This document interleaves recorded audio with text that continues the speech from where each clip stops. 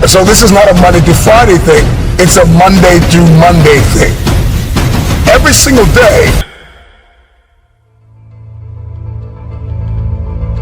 day somebody's doing something you're not willing to do to secure the future. And so when you go into the day with that mindset, that list will shrink. The list of people that are outworking you, it'll shrink. So you got to dedicate to creative time. You need an army to fulfill destiny. So you got to be connected. You got to grow your network. And all that you do, and your failures and your successes, learn from them. Note takers are the money makers. Hustlers take notes. It's difficult to manifest what is not written down. Put me in a room with 100 people. I'm going to take more notes than them. I'm going to listen better. I'm going to have more fun. I'm going to learn more. I'm going to talk less. And so the movement that we see across the earth, from the high achievers, the successful entrepreneurs, those who are launching businesses and organizations, it all starts with their mindset, their mentality. The psychology of a champion is just different. Hustlers are just wired differently. And so the hustler knows how to prioritize their time. The hustler knows how to lock in. You gotta lock in. You have to put the hours in.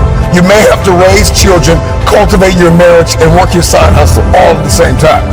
Everybody knows if you don't go to the gym, if you don't get on the treadmill, put the cardio in, if you don't hit the weights and lift, you're not going to walk around with the physique that you see in your head. It's going to remain a conversation, a vision, a dream. How do you manifest what you see in your head to hold it in your head? Is that you got to have that hustler's mentality. The hustler is going to outwork everybody in the room. The hustler says, if me and you are on the treadmill, two things are going to happen. Either you're going to get off first, or I'm going to die trying to beat you. Because I'm completely sold out to the dream, the vision that I'm carrying. The difference between game changers and city shakers and the people that just talk about it, the people that just dream about it, have visions about it, fill notebooks about it. The difference between the two, number one, is that they are absolutely clear on what it is that they've been called to do and what it is they've been called to build and who it is they've been called to become. Number two, a hustler is committed and consistent. The hustler's mindset is that if I'm going to have something, I've got to first become something. And so hustling can't be a weekend thing, right? It can't be, I'm going to do it this Friday, I'm going to do it Monday. Okay, I'm motivated on Monday. It's a government, it's a lifestyle. This is what I do every single day, and I don't have an on and off switch. The first thing on a hustler's radar is not the opportunity, it's the mindset. Because if I get the opportunity with the wrong mindset, I won't maintain the opportunity. I'll lose it. And the hustler understands the power of retention. Okay? So the hustler eliminates distractions. The hustler says, I'm beating on my craft. The hustler says, I'm going after it. The hustler says, I can't afford to miss this moment. I can't afford to overlook this critical time, this crucial opportunity. I'm going to give it everything I have, period. When you've got this hustler's mentality, you're not looking for a handout. You just know you have to outwork everybody in the room. You got to put the work in after hours. You're not wasting your time being entertained. You're not wasting your time watching TV all day. You're not wasting your time complaining about what you don't have. The hustler has already come to the conclusion that if they don't have something, they have to become. So you got to prepare your mindset for what it is that you're going after. If you have to listen to this 1,000 times, understand how hustlers are wired, the psychology of a champion. Just keep moving, keep hustling, keep grinding until you no longer have to introduce yourself. Today could be today. that your career is over. Now what do you do? I said, I better get to work. Rest at the end, not in the middle. And that's something I always live by. I'm not going to rest, and I'm going to keep on pushing now. There are a lot of answers that I don't have, even questions that I don't have. But I'm just going to keep going. I'm just going to keep going, and I'll figure these things out as you go, right? And you just continue to build that way. So I try to live by that all the time. Have a dream, sacrifice for it, and never ever rest in the middle. And I came into the NBA, I was like, man, these dudes really don't work that hard. One of the things I would do is, while everybody would be at the cafeteria work, eating and doing all sort of stuff, I just go back to the gym. How can I show you that, no, I have the edge? Well, you do it through training, right? So when I get up in the morning, my daughter goes with me. 4 a.m.? 4 a.m. My 15-year-old goes with me. She goes with me before school, and it becomes a daddy-daughter thing. That's cool. Through that process, she understands the value of hard work. And so it's through those behaviors is where I find the motivation to do it. I think the definition of greatness is to inspire the people next to you. I think that's what greatness is or should be. It's not something that lives and dies with one person. It's how can you inspire a person to then in turn inspire another person, or then inspires another person. And that's how you create something that I think lasts forever. It's not sit around and it's all happy-go-lucky type of thing. Your leader, your job is to get the best out of it. You gotta deal with it, face it, learn from it. It's exciting when you win, it's exciting when you lose, because the process should be exactly the same. But the hardest thing is to face that stuff. But what if today is the day that that's it, now what do you do?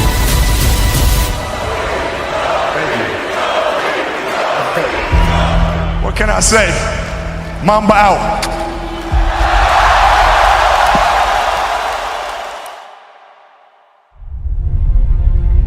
My parents were great.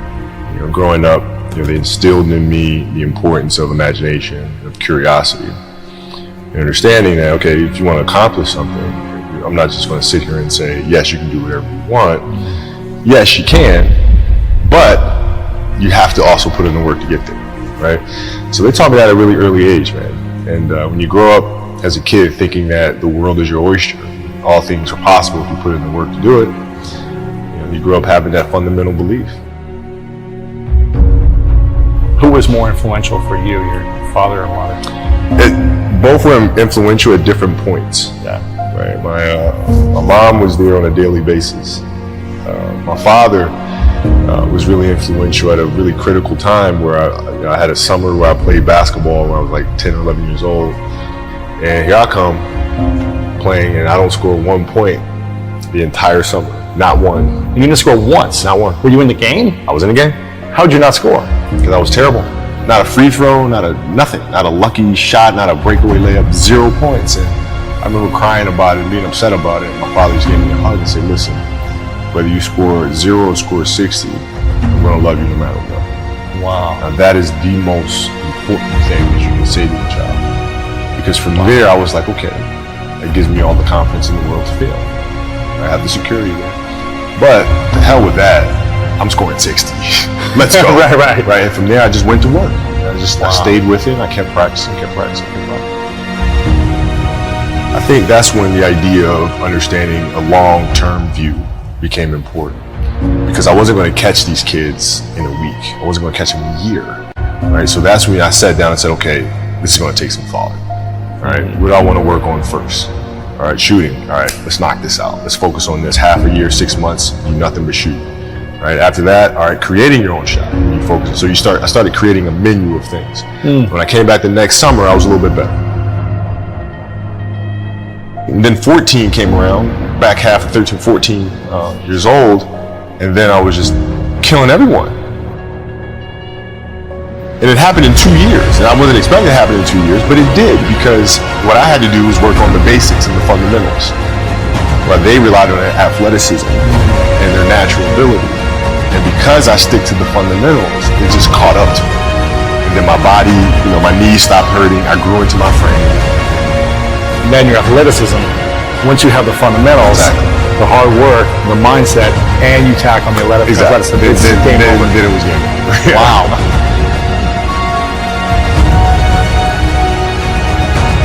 The love of the game, the challenge. Like I would watch Magic play, I'd watch Michael play, and I would see them do these unbelievable things, and I'd say, you know, can I get to that level? I don't know, but let's find out. Let's find out. And so that curiosity to see where I could push this thing led me down that path, I think. With the 13th pick in the 1996 NBA Draft, the Charlotte Hornets select Kobe Bryant from Lower Merion High School in Pennsylvania. Greatness lies ahead for this young man. Well, I learned that you have to work hard and you have to approach the game with a serious mindset. There was a stretch in 03 where Shaq was out with an injury. And Phil called me up to his office and said, okay, we need you to really turn on the afterburners and start scoring the ball if we have to win. So I did, and I wound up scoring, I think it was 9 straight games for 40 plus points. 9 straight. 9 straight games. And then Shaq comes back, his second to last game of that. And then Phil calls me up to his office and says, Cole, okay, I need you to dial it back. I'm like, why? Like, we're winning. I don't understand. It's because our goal is to win a championship. But if you continue to do this, we'll lose Shaq. We'll lose him. His motivation, his excitement. What triggers him, right? So I need you to pull back so we can pull Shaq forward for June. Wow. I mean, that was the big challenge, is you move from, you know, being the single dominant player to understanding, okay, I have to help these other guys. Or lift everyone else up. It's tough. It's more like you put yourself to the side and you put yourself in their shoes and understand what they're feeling. And then you have to make certain decisions of, okay, what buttons do I need to push for this player to get them to the next level? So it's not sit around and it's all happy-go-lucky type. The leader, your job is to get the best out of them, even if they may not like it at that time. He was very demanding because he expected everyone to put in the same effort as he was, and that was unrealistic. You're not behind me, you're not in front of me, you're right there parallel with me. Practice was very competitive right away. You know how Kobe is. We was jawing, we had it going sometimes. He didn't let me slip a lot. Times where get ejected or about to get a technical foul or going off the deep end, he would be there to, you know, set me straight a lot, which helped me a lot. So we get in the timeout, he's like, hey, I'm open. I'm like, okay. And so we go out and same thing, hey, I'm open. Okay. There you go. Come back in, hey dude, you gotta throw me the ball. I said, man, fuck that. Get it off the rebound if I miss, bro. Listen, I don't deal with people that don't commit at that level, but then act as if they do. The running joke, or he doesn't pass and all sort of crap. Man, that's okay, you know, but I'll take those 5 rings. I'll take 5 of them. Best in the game, the best closer, finisher, Kobe Bryant.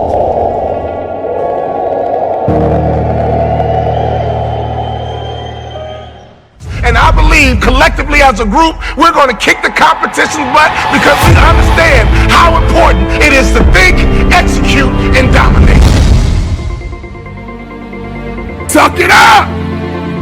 Get tough! Suck it up! Get tough! People want to have success, people want to make a lot of money, but they want it to be easy without any challenges. You think it was easy for me to become one of the top 450 basketball players in the world that you never heard of? The only way I made it to the NBA is I was fundamentally sound, I was mentally tough, and I never quit. And even when I wanted to quit, I had people in my life that would make sure I didn't quit. I hired and set out the top 10 motivational speakers, watched all their videos, and I watched them one by one because I understand that if I pay attention to what the best are doing, I could be the best too. I watched game film on Michael Jordan. No matter how much I watched, I couldn't do what Michael Jordan could do. I would watch Magic Johnson. I couldn't do what Magic Johnson would do, but I sat there and had these videos. I watched Les Brown, Zig Ziglar, Tony Robbins. My whole wife was scared. I was scared. I called into my office and I said what husbands say. I said, babe, we're going to be okay. Every month the checking account was dwindling. I said, babe, we're going to be okay. Let's start a motivational speaking business. I go to Jerry Sloan and I say, Jerry, I'm trying to make your team, but since we don't scrimmage, I feel like I can't show you what I can do. Go to the corral, hear me clearly, listen to his answer, and it will unlock some mysteries as to how you become the best in the world at what you do over a long period of time. Jerry, I'm trying to make your team, but I feel like I can't show you what I can do. He says, Walter, I already know what you can do. But if you want to make my team, I suggest you listen, follow directions, and execute. Listen, follow directions, and execute. What I didn't realize, even though we didn't scrimmage in practice, throughout practice, we did drills, and he created what I call habits and rituals. Every single day, practice was the same. Every single day, we drilled on fundamentals. Every single day, we worked on the habits and rituals. So even though my mind was floating, even though I was selfish and self-centered, he was conditioning me into the culture through practice of habits and rituals.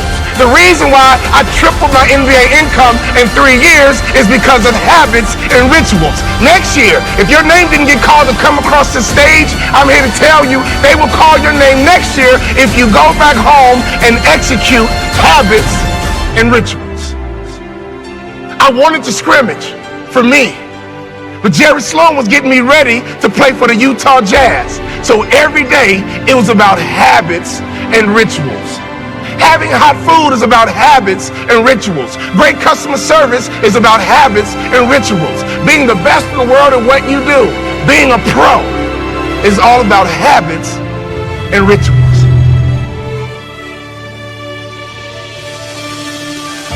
Let me tell you something. I learned a very valuable lesson when I played for the Utah Jazz. I had a point guard on my team who's arguably the best point guard in the history of the NBA. His name is John Stockton. John Stockton would go to a chiropractor 4 times a day on game day.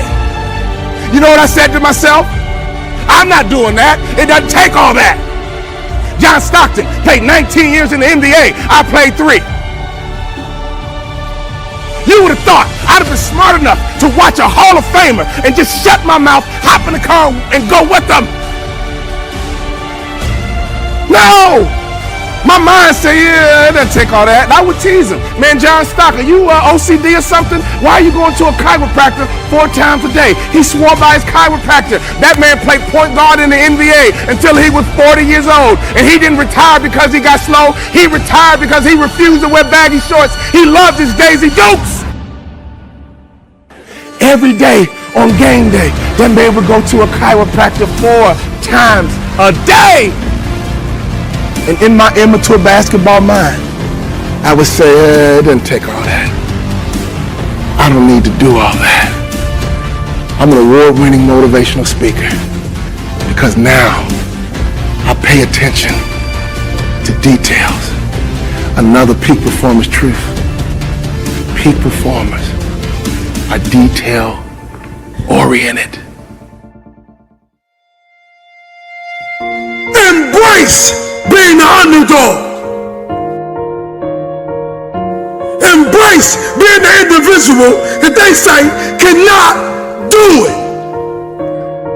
The underdog is a person that comes out on the playing field and says, okay, I've been in this place of pain my whole life. I've gone without for so long. This is the day you make up in your mind where I will take the throne. If you are an underdog, you gotta believe against all odds. If you are an underdog, you gotta learn to close your ears to everybody. You gotta learn to close your ears to everything. You gotta learn to block out the distractions, and you gotta learn to get focused, all right? The champion is the one that never lets the sun catch them sleeping. This is what life is all about. Everyone on Super Bowl Sunday, they root for the underdog. Because there's something about watching the little man, the small people, the people that they say are not that talented. Watching them succeed. You must wake up every morning and pull and dig every day for that one day to show up. And don't you stop pulling. Don't you stop digging until it shows up. Because they said you can't do it. They said you don't have what it takes to make the investments. They said you don't have what it takes to lose the weight. They say you don't have what it takes to hang on to your marriage. Everybody has been counted out. Everybody has been doubted. Now watch the next time you say, forget the underdog. Because that dog has more bite than that big bull. Keep fighting. The underdog is truly the greatest. The underdog is not a person who doesn't feel pain, doubt, and fear. The underdog is a person that turns that pain, that doubt, that fear into their fuel. It ain't no shame in thinking about quitting. It ain't no shame. It ain't no shame in getting tired. It's no shame in feeling burnt out. It's no shame. But the trick is, don't just think about it. Say to yourself, I gotta rethink it and get this thought out of my mind. Why? Because the shame is in quitting. So if you thought about it, there ain't nothing wrong with that, boo. But whatever you do, don't let that thought become a reality, all right? Everyone has been an underdog. Streams all the way back to Little League. When you were a toddler, people will look past you and believe that you didn't have what it takes. What do you want to do to prove them wrong? How are you going to go about that? See, there's beauty in the underdog. Because nobody sees you coming. You see, there's a difference between a dreamer and a chaser. Dreamers keep dreaming. Chasers get to work becoming. So are you a dreamer or a chaser? Be ready to fight. Be ready to fight for your life. Be ready to give it everything you got. Make sure what you are up against, understand that you are there to do business. You are there to work hard. You are there to outwork what's against you. 9 times out of 10, the underdog always comes out with the win because the underdog is more hungry. The wolf that is on the hill is never as hungry as the wolf that is climbing the hill. The underdog is still trying to prove himself. The underdog is still trying to tell the world, I can do this. Whatever that dream is, whatever you have, that goal, that improbable feat, once you get it set, once you smell that, once you get a feel for it, taste of it, and the underdog is an individual who refuses to live in the dark.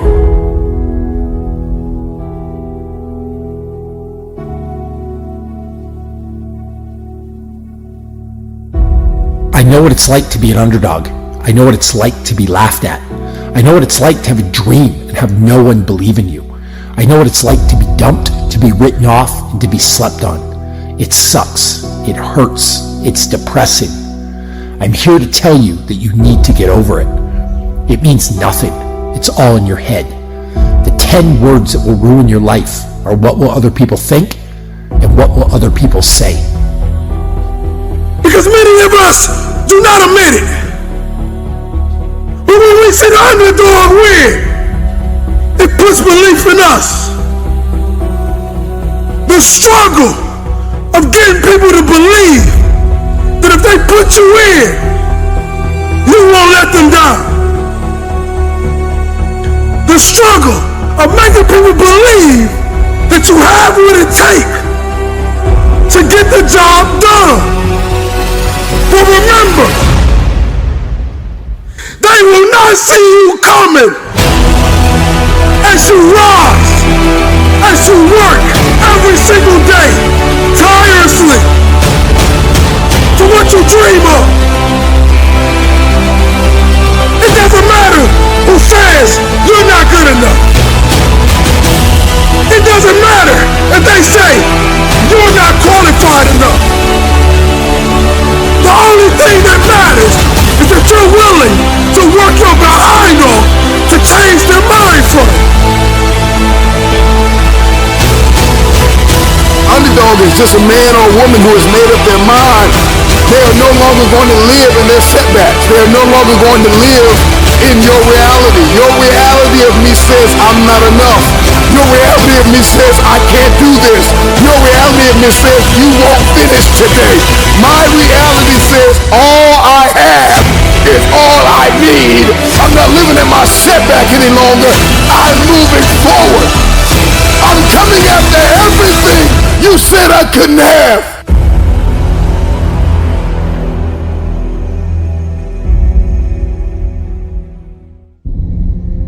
Mindset,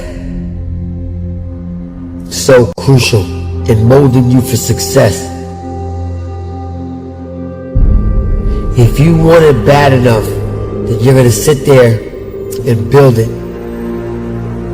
The path to greatness leads through having a powerful mindset. I developed a mindset in some of the darkest, loneliest nights, in some of the darkest, loneliest roads. In order to gain a positive outlook on life, you have to endure pain. You have to go through hardship. You're gonna have to sacrifice. You're gonna have to sacrifice friends. You're gonna have to sacrifice families. You're gonna have to sacrifice time in order to develop the most powerful tool on this planet, the most underutilized tool on this planet, a powerful mind. Now, if you really don't want what you're asking me for, then you don't need to take the time to develop this mindset. But if you really seek out success, then you're going to allow your growth to grow exponentially through pain, through struggle, through hardship. The time is now. There is no more time to waste. Stop sacrificing your success based off of poisonous people who tell you you can't do this, you can't do that, because they're afraid. They're trying to throw their imperfections on you. You're not built that way. You are not built with weak values. Train like a champion. Mentality for training for gym, business, and life all intertwined.